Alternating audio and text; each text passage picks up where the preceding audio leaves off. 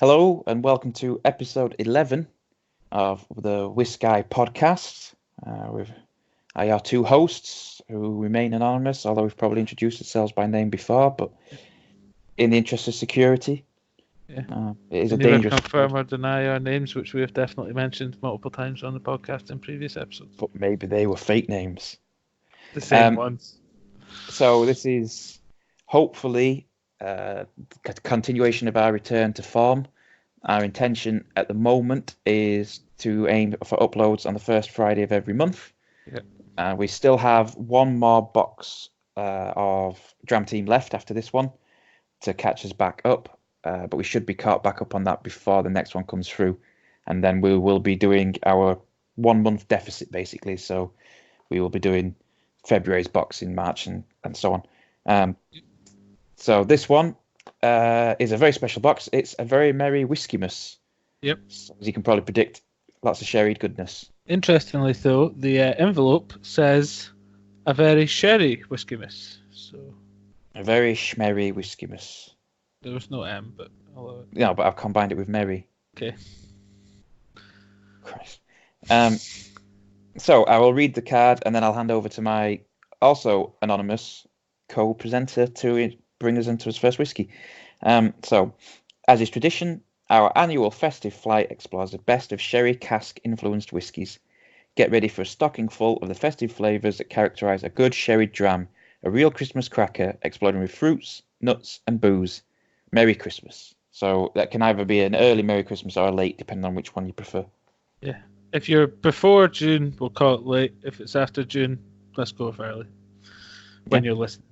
Chronologically apt. Yeah.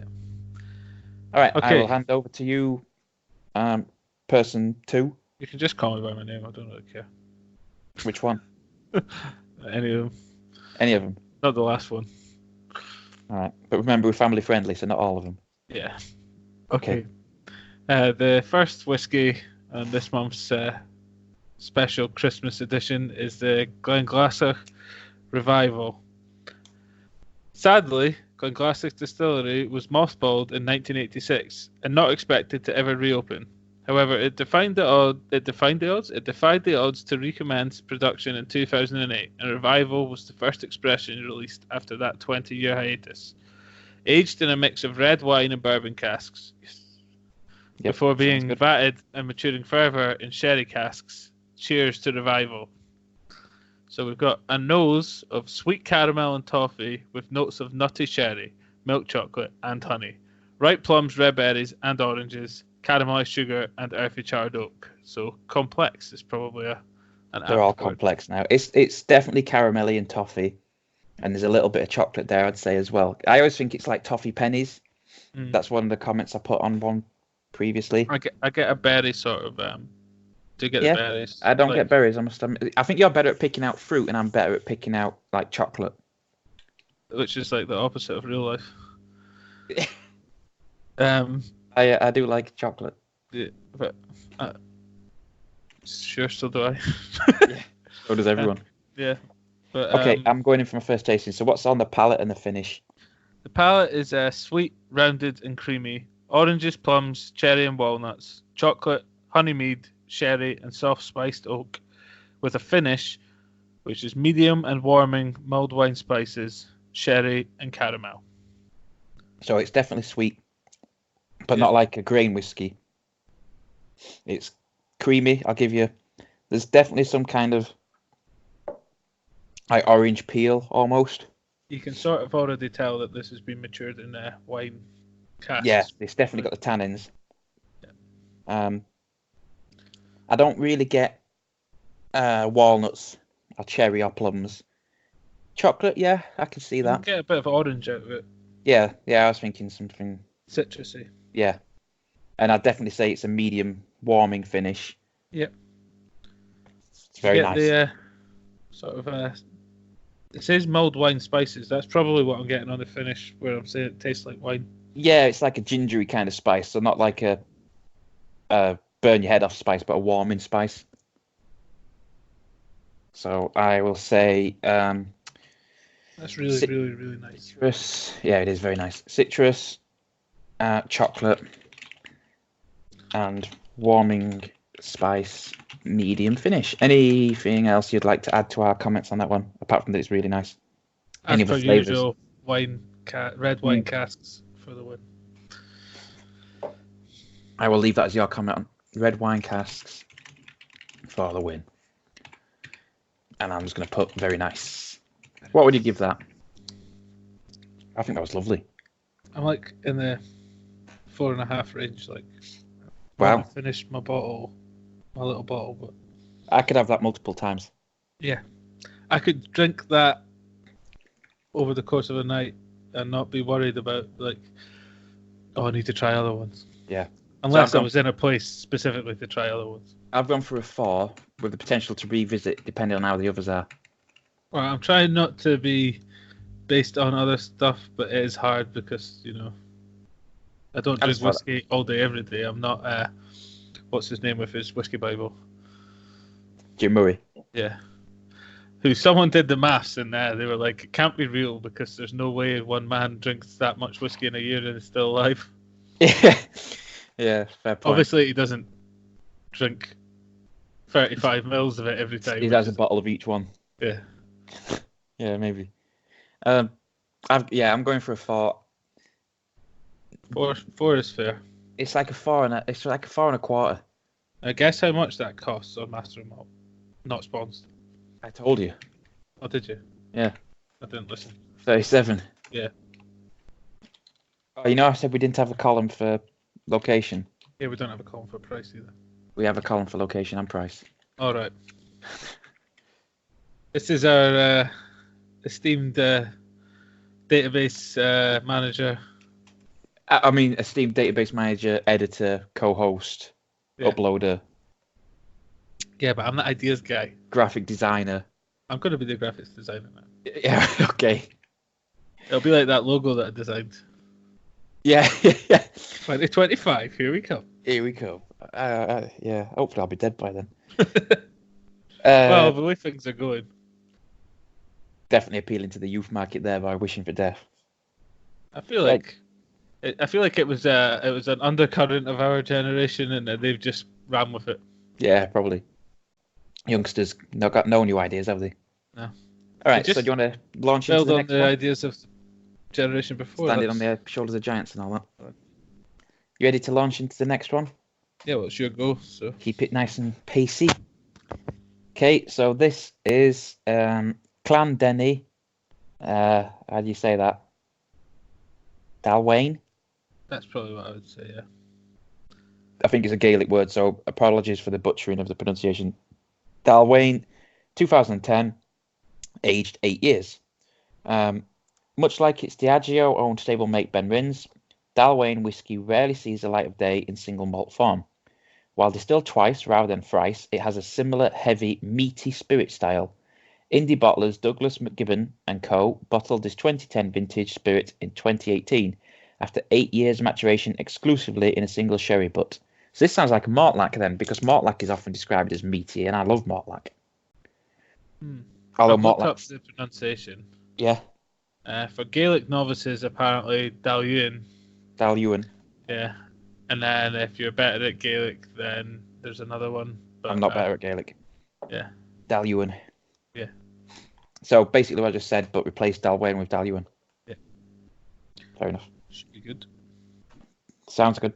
So on the nose, sherry to the fore on the nose, plus a rich mocha character, milky coffee, and charred oak. Let's see, what do I get? Sorry, I was just pouring mine out. No, I was just thought we'd do the nose and then I'll talk about the taste while you very sherry. Very sherried, yeah. Don't know about mocha. I'm trying to get like any kind of bitterness. But then milky coffee is generally like. But I'm guessing that's what they mean is like there's a weak bitterness. Maybe charred oak. I don't know what it smells like, to be honest. It smells like sherry. Yeah, I get sherry and all that sort of. It's definitely a kind of base underneath it, but yeah, very sherry on the nose. Yeah, it's like dried fruits. Yeah. Which isn't on there, but that's what sherry smells like, so I assumed they were just covering it with that. Yeah. Right, you dip in and I will tell you what you're meant to be tasting. The oily palate leads with chocolate Then comes burnt sugar, treacle, and ginger. And the finish shows fruitcake, toasted brioche, dates, and cocoa beans. So what do you get from that then? I do sort of get a chocolatiness. Maybe treacle. I can kind of understand where it's coming from. It does have a bit of a burnt flavour in it. Yeah, not a bitterness, but like a dark. Yeah. Yeah. Which, for me, the toasted brioche has probably been toasted a little bit too long. But I can get it. I get where it's coming from. Yeah. I get the chocolate. Yeah, it's very... Maybe burnt sugar. Like, maybe that's what it's meaning. Yeah. By the burnt sugar. Yeah, and then, like, that ginger... I can feel it sort of blooms at the end into the, like a spice. Yeah, the spice definitely warms up. Yeah, like as you swallow it, chocolate swells into your mouth. Yeah, chocolate and burnt sugar, spice, warming spice develops throughout the tasting. Good. Very sherry on the nose, chocolate and burnt sugar, warming spice develops throughout the tasting. Yeah. Okie. Got any additional comments? See, I really like that as well. I think that one's quite balanced. I don't like it more, though. No, I don't like it. I don't like it as much. Very biased because I don't know if I mentioned already this podcast, not on our channel, but I kind of like whiskey that's been in a red wine cask. Yeah, we both really like sherried whiskies, and then like as a secondary, maybe a primary for you, you like red wine casks, and I like with a bit of salt. Yeah. Like Campbelltown. Mm-hmm. So I'm going to give that a 3.5. Oh, it's very, very good again, but it's not quite as good as the previous one. I'd probably drop down to a 3. Yeah. Yeah. It's good, but I would have mine, and then I'd be like, that was nice, but I'll not go back to that unless... I thought for your comment, good, but missing tannins. Yeah, pretty much. Yeah. Just hoping that the having bacon in my dinner hasn't like tainted my palate, and then... Yeah, it's like that time that I had a whole onion on my dinner, and then I tried a whiskey, and I was like, Christ, this is the meatiest whiskey I've ever tasted. This is amazing. And then it was just because you'd actually had a palate full of... Yeah. Well, I tried it again the next day, and I was like, that doesn't taste like I remember. And yeah, it's because my palate was basically burnt off by onion. So what you're saying is you should probably eat like... If you like a meaty whiskey... Just eat meat crisps beforehand or something. Just eat lots of onion or some kind of acid. If you don't like onion. Although I don't know if you'd like acid more, but... There's some strange people if you don't like onion, you should probably just, It's difficult for people who don't like onion, I imagine, because it's in everything. What the kids say, but we're trying to be family friendly. What was that? It's difficult if you don't like onion, because it's in everything, isn't it? Yeah. Also, It's good cooked, it's good raw. It's amazing. Good as onion salt. Yes, onion's great. Right, I'll let you introduce our third one. We're keeping the pace up. Chop, chop. Places to go, people. Let's get smashed. Let's get tasting. I'm not drinking the whole bottles. No, me neither. Yeah, probably not be wise. No, early start tomorrow. Yep. So the next one we have is James Eady Trademark X. We've had this one before, haven't we? I think we have, but at the whiskey festival. Yes. But okay, so this one, the card says, featuring one of history's first trademarks, Trademark X is faithfully recreated from Eady's original 19th century ledgers, including spirit from every region of Scotland and some long-closed distilleries. Carefully selected bourbon and sherry casks feature in this remarkable heritage blend, reborn from the first golden age of Scotch whisky.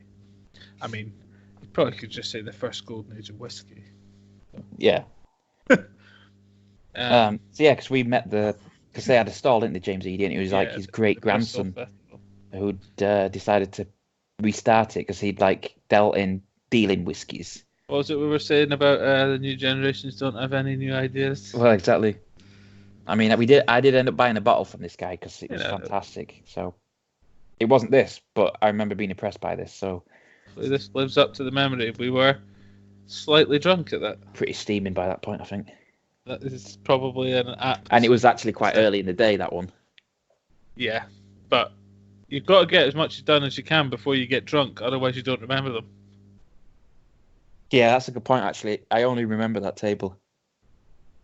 I remember more than that. I remember the Indian whiskey and stuff like that. But Did we have the Paul John, did we?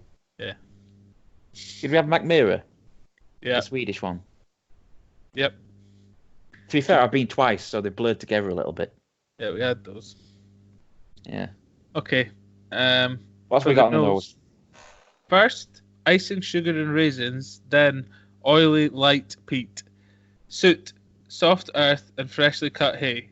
Over time, dark chocolate, sultanas, prunes, marzipan, and subtle chili and salt emerge. I definitely get marzipan, 100%. I'm getting the saltiness, like a salt caramel in there. Right, I'm going to dip in. I got chili there. Okay, what am I meant to be tasting then? Says you should be tasting spicy mint chocolate blends with syrup, plums, prunes, and roasted coffee beans. Gentle peat and soft smoke linger behind, lending a delicious, juicy quality. The finish is long, syrupy, and gently spicy, softening to leave a subtle stone fruit flavours. So, I don't know if I get mint, but I think I get what it means. It's like, it cuts through, like how mint flavour cuts through. Very fresh. Yeah. Syrup, yes, I can get that. And roasted coffee beans, yeah, there's a little bit of that kind of bitterness. Peat does come through, smokiness, but it is very light. As in, it doesn't put me off, so it is very, very light. Don't know if I call the finish long. I can still taste it. Yeah. It's not like a powerful finish, so it's hard to say. No, I suppose it is a lingering finish. Yeah. So I'm just trying it. So syrup and roast. I will go and slight coffee flavors with peat, with very light peat developing. Mild lingering finish. I'm not sure where I am on this.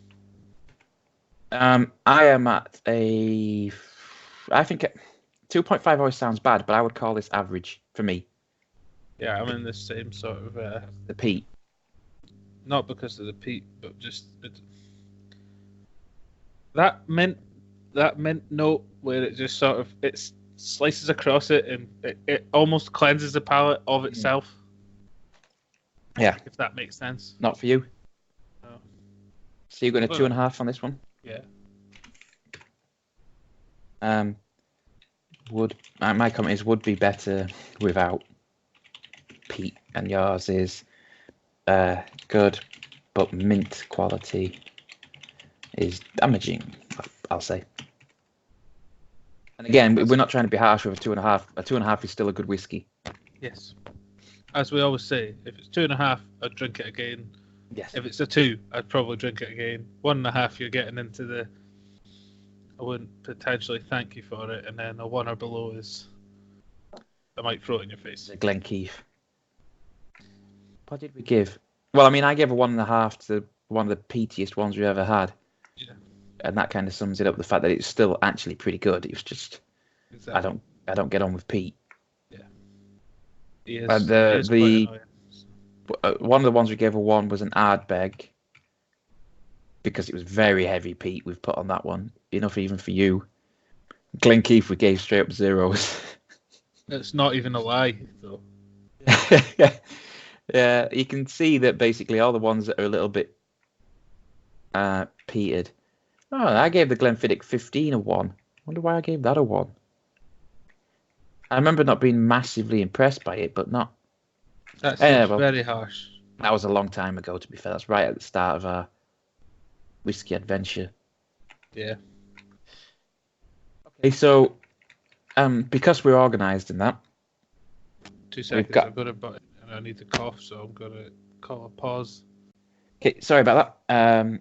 There'll be a slight jump after the magic of editing. My friend's just slowly dying. Coronavirus, probably. Yeah. That's a bit of a timestamp for you if you want to know where we are. Too soon, but yeah. So as I was saying, we're trying to be more organised. Hopefully you've noticed. So we've done 3. We're halfway through the box. So we'll have a bit of a random whiskey story, local, as in time local, and also geographically. Whiskey story. I'm rambling again. So they're all adequate and correct points. Fair.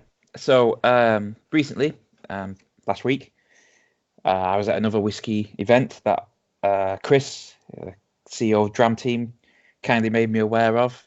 After I'd emailed him. Sponsored, we just have discussed things with him in the past. Yeah, we just only know one other whiskey person. Yeah. So he kindly made me aware of a whiskey tasting event that him and two of his friends run in Bristol, and it's the people there, they struck me as amateurs, same as me, but there were people there who knew a lot more about whiskey than I did. Probably everyone knew a lot more about whiskey than I did. Some had been there a few times, others had only been there once, same as me. It was a nice pub up in the function room, so it was kind of a private area. And then Chris basically had 6 whiskies that he'd gathered in his travels for the Dram Team. And the way it worked is basically you get given a piece of paper that's kind of laid out in a template and a pen and 3 whiskies. And he talks a bit about the whiskey, you taste it, and you try and guess where it's from, how much it costs, how strong it is, what distillery, all that kind of stuff. And most people were getting them wrong. There was one woman there who was very good, getting a lot of them right. So, hopefully she's not got a podcast, because you'd be better off listening to her. No, you don't want someone who knows everything. Fair. Well, we don't. We don't. That's why we've got 10 subscribers. Yeah, we hope you don't as well, dear listener.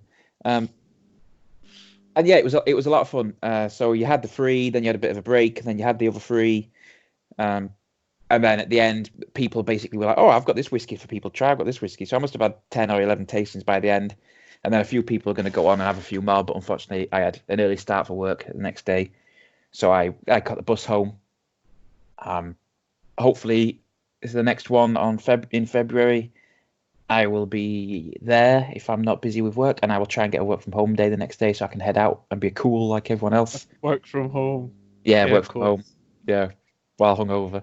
Yeah, log into your laptop and sit with a splitting headache while you watch YouTube. Move the mouse a little bit, yeah. But no, it was really good. There were one of the whiskies I'd tried before, which is unlucky, but it was a good one. The other 5 I hadn't. There was a lot of interesting ones. It was good to kind of learn from what other people could taste as well. I got Campbelltown one. I guessed it was Campbelltown, but I also guessed one of the Speyside ones was Campbelltown, so that probably sums. And it was the one I'd had before. Nice. Yeah, so that probably sums up why you shouldn't listen to us. But I remember that time I got that one right when we were in. That was at Gordon MacPhail, wasn't it? Yeah. Yeah, that's when she fell in love with you. If you're listening, Sarah. My epic knowledge of what distilleries are on what islands, pretty much. Yeah, if you're listening, Sarah, it is not taken yet. Yeah, I'm just still sitting here waiting for you to contact me without any of my details. Yeah. You're not trying hard enough. Yeah, he's playing hard to get. Yeah. Gotta work. Really, really, really hard. But yeah, if you are in Bristol, one of our 10 listeners, yeah. It's a Bristol Whiskey Association, I think. They've got a website. You sign up, it's 20 quid, pays for all the whiskey. They're not for profit. They are just people who really enjoy whiskey, same as we do. It's a very nice civilized evening. A lot of fun. Would definitely recommend it. And, if you like whiskey. Yeah.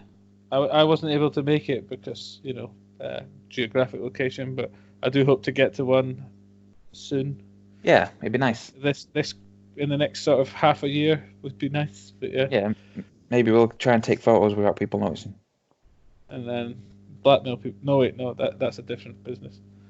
I like how you say that we're organised, but you say that at the place you have 3 whiskies, and then you have a bit of story time, and then you have another 3 whiskies. No, you have 3 whiskies, then you have a break. Oh, that's what story time is, isn't it? No, that's what people tune in for.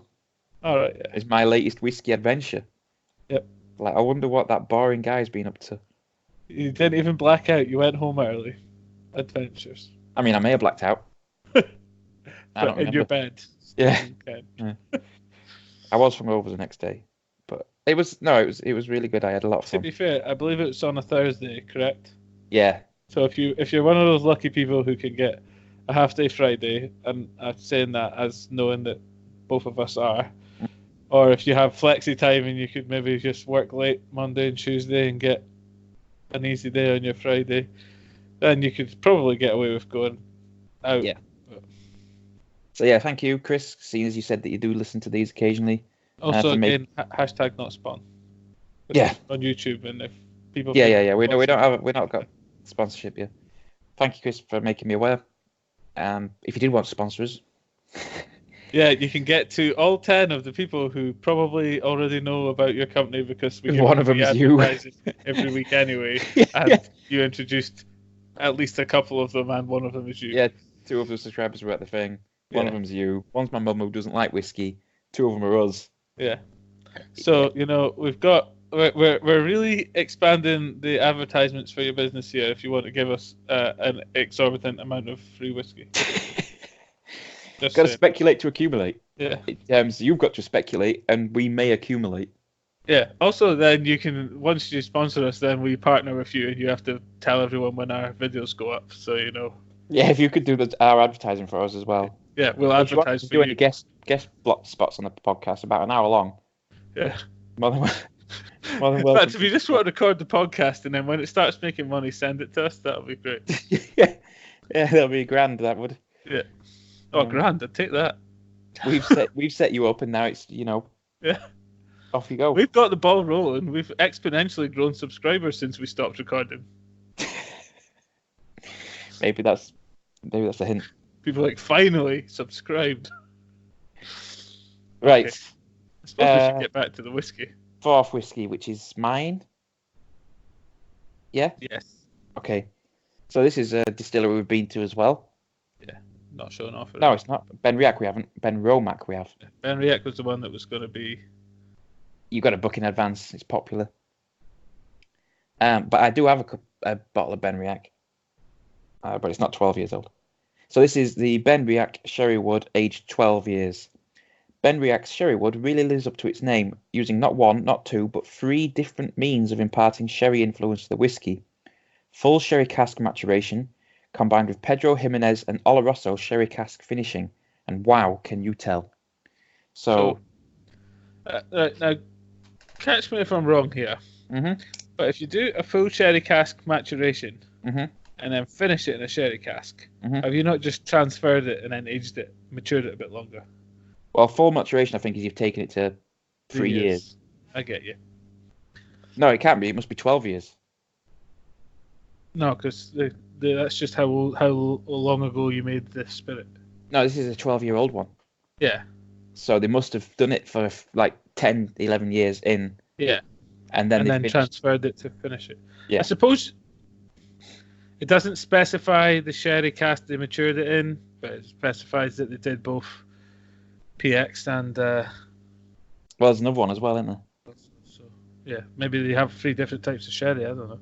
There is another one that they use, but I can't remember what it's called. Anyway, so on the nose, baked fruit salad with fig, pear, there you go, apricot, and glacé cherry in mandarin syrup. Really get the pear. You get the pear, dear. Honey glazed flan with creme caramel and toasted vanilla pod add to the multi-layered sweetness. I also told everyone about the fact that you can only detect pear. I got berries today. And why your logic is it smells a bit like apple, but not as good, and therefore it's pear. Yeah, that's what Someone pear took is. Offense at that. What? Someone took offence at that because they like pears. Oh, they're wrong, but yeah, okay. Just fine. And we're basically just going to turn the whole room against you, so when you walk in, they're just like, boo, it's that guy. I believe you didn't say you told me before the podcast, but you didn't say on the podcast that you got a bit ranty. Yeah, the people sat next to me did say I've got to sit on a table on my own next time. Yeah, well, if I'm there, then there'll be 2 of us ranting, so... Yeah, we'll rant at each other. Yeah, I'll be like, have you ever tried a pear? It's like a shit apple. We're meant to be family friendly. Demonetized. Yeah, there we go. Brilliant. Start again. Oh, I'll worry about the demonetization after the monetization. You can get away with one that sneaks in. It's a long podcast. Nobody's going to listen to the whole thing. All right. Okay, so what do you get from the nose then? A pear? No, I get I get fruit, but like it's like fruit salad. Yeah, fruit salad. Yeah, I'll give you that. Fruit salad. on the nose with definitely sherry. Yeah, 100%. I've just read it, and that what they've actually written: fig, pear, apricot, and glassy cherry, and a mandarin syrup is fruit salad. Well, they say fruit salad before that. Eh? They do say Did fruit they? salad. I didn't. Yeah. I wasn't listening to you. You started at fig, pear, apricot, but if you go back 2 words, Yeah, it I says see, fruit I see. salad. Right, so I'll let you tuck in, and I'll tell you what you're meant to be tasting. Okay. A rich fruit cocktail of honeyed fig, baked pineapple, and sultana fused with chocolate fondant and muscovado sugar, lifted by mandarin cream, ground nutmeg, and vanilla.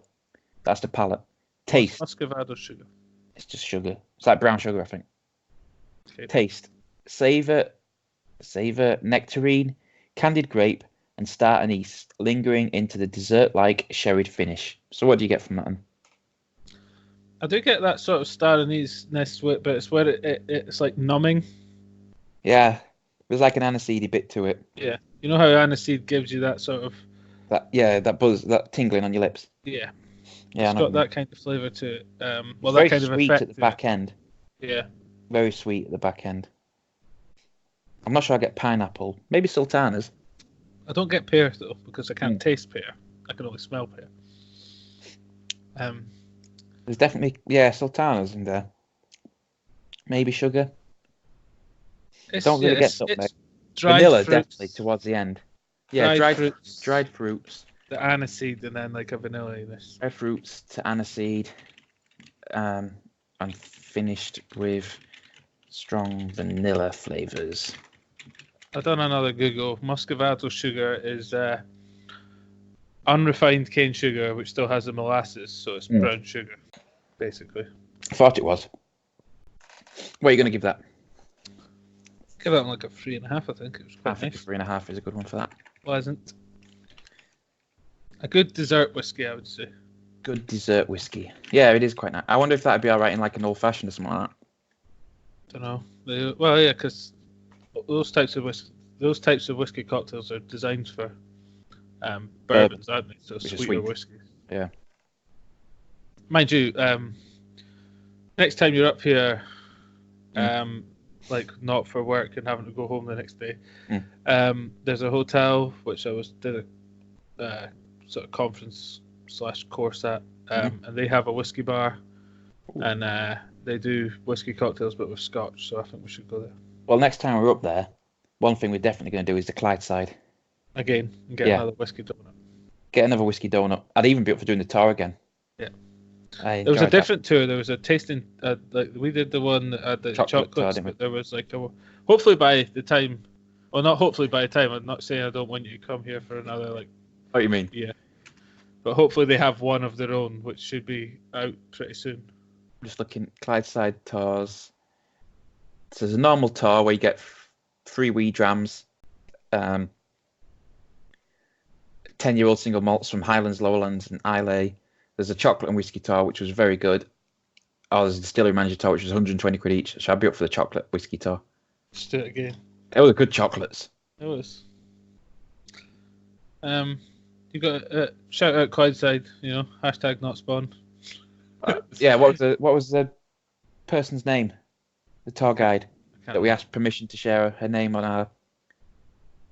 I honestly can't remember. No, whatever her name was. If you're still out there, not that if you're dead, but I mean if you're still listening to us, yeah. Thank you for the excellent. Apologies for forgetting your name, but we've drank a lot of whiskey. That's probably less creepy than us remembering it. Yeah, sorry, Sarah. Yeah, well, no. To be fair, that's different because that was a personal 1-on-2 delivered thing that we had a curated whiskey thing for. Yeah, and then we bumped into her again. An hour and a half, 2 hours. And then, she told us to go to a bar and then we were there and she worked there. Yeah, well, she didn't tell us to go to the bar. The people at Ben Ramac told us to go to that bar. Yeah, but she says, we told her about it and then she says, yeah. And then didn't tell us she worked there. No, it was, that's probably the best single thing we've done. But out of all the whiskey tours and that we've done, the Gordon MacPhail one. Well, because it was because it was just the two of us as well, wasn't it? And it was guided. It was specially curated because we got to say what we didn't want to drink. Yeah, so it was specially curated. It was just the two of us. It was a lovely building, lots of history, Yeah. Decent amount of freebies, and it wasn't very expensive. Oh, that was probably like value for money. That was definitely up there. I suppose they charge less because they're not a distillery, so like there's less to show you. They can show Short you money though. Christ, that guy bought like a 4.5 grand whiskey. Yeah, and I was in there buying a glass. I bought a £6 pipette. Yeah. But just shows that talking to people and not showing off, that we were the one that she talked to rather than the guy with the 5 grand whiskey. So Well, yeah, she talked. Well, I think she quite liked us because we were we were pretty drunk. Yeah, and normal. Yeah, Not yeah, buying we were 5 pretty, and we grand had a laugh with her, didn't we? Yeah. I'm just seeing if there's still available. What, that tour? Yeah. Do you want to introduce us to his next whiskey? I'm going ahead with it. So up next, we got Douglas Lang Old Particular from Benrinnes. It's a Benrinnes 15, I think. Old Particular Benrinnes 15. Yeah. Extremely popular with blenders due to its robust, meaty spirit character. Here you go. Get a meaty whiskey. Oh, I like a meaty whiskey. In part, a result of an unusual triple distillation regime. You won't see many single malt manifestations of Benrinnes. All the more reason to tip our hats to Douglas Lang for this single cask release in their premium Old Particular range, which is matured for 15 years exclusively in a sherry butt. A hearty drop indeed. This sounds like it is going to be my cup of whiskey. Does sound very good. Yeah, they're still doing them. Nice. Connoisseur's Choice was the one we did, wasn't it? Yeah. 50 quid per person. It's not even bad. It's not bad at all. It's all like super expensive whiskies. So. Yeah, it was very, very good. Yeah. Okay. So on what the on the nose, nose? you should be smelling rich and appealingly spiced with a vanilla fudge and citric backdrop. I read that as appallingly spiced. Oh no, gunky. Appallingly spiced with polish. Yeah, I can get like a fudge smell. It's like it is the Christmas box. This one smells very Christmassy. It does, but it's not like takes your nose off spice. It's like that's what I mean. It's like a gingery, nutmeggy. It smells warm. Toffee sort of, yeah. It smells warm. This is what whiskey makes you do, people. Yeah.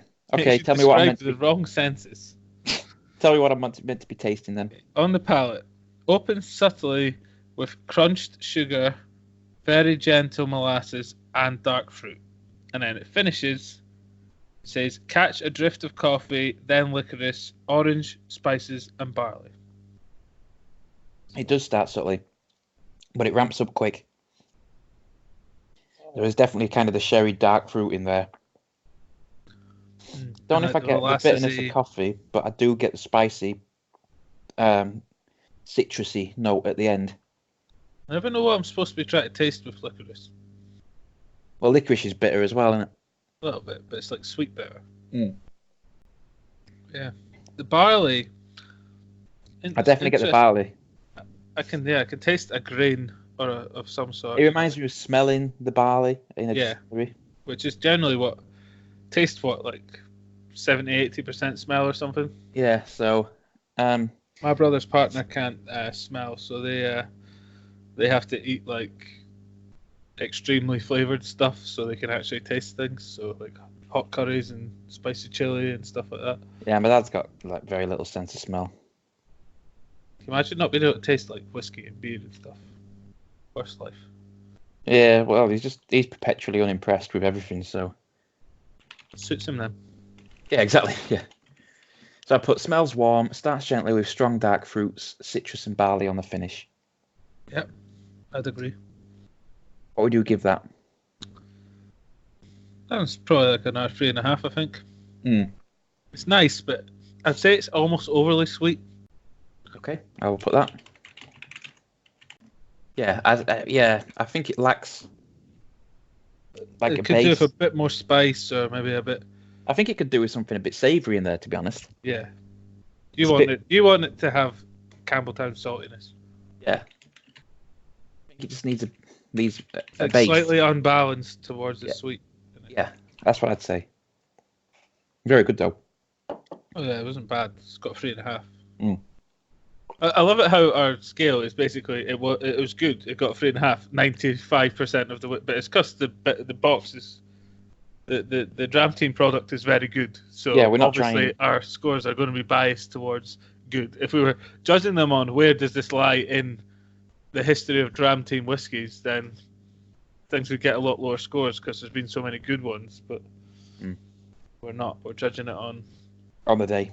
Yeah, there's probably a lot less bad whiskey than there is good whiskey because it's such a premium product. Yeah. Okay, so our special 6th dram today, this month, is Glendronach Parliament, aged 21 years. The crowning glory of their car range, this bottle pays tribute to the Parliament of Rooks guarding the Glendronach warehouses. It is matured for 21 years in a combination of Pedro Jimenez and Oloroso sherry casks from Andalusia in Spain. A highly refined sherry bomb, and it does look like it's a sherry bomb in that colour. Yeah, it's pretty dark. It's pretty deep red, that one. So on the nose, you've got a delicate mix of ripe autumnal fruits, notably blackberries and red plums. Try again. Rich Oloroso. You got someone else's teeth in?